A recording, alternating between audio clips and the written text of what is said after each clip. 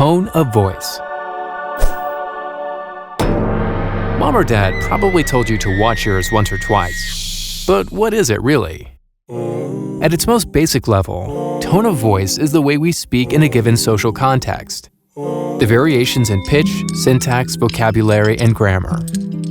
In customer support, especially digital customer support where social context and linguistic nuance often get lost in a sea of text, there are a few key things to keep in mind.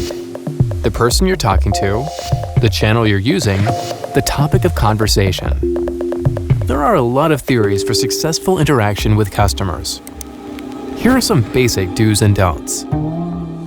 Do use softening words, also known as hedges, to show deference in trickier situations, especially when you're giving instructions or gently pushing back on a customer's issue.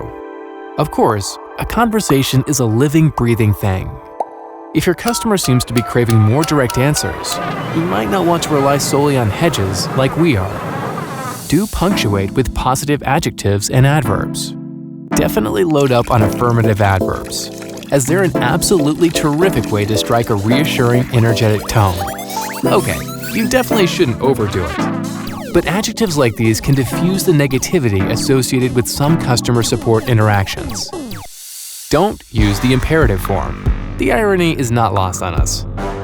The imperative form, also known as a command, is usually too direct for customer support. Sometimes when we're giving instructions, the imperative form makes sense, but it's best to avoid it altogether.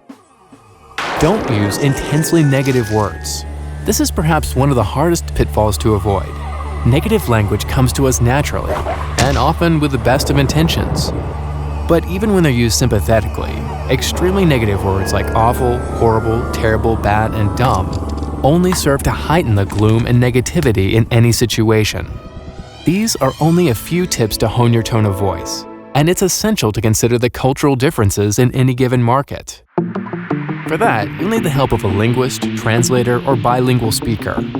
But for non-voice forms of digital support, it ultimately comes down to this lightly adapted version of the golden rule.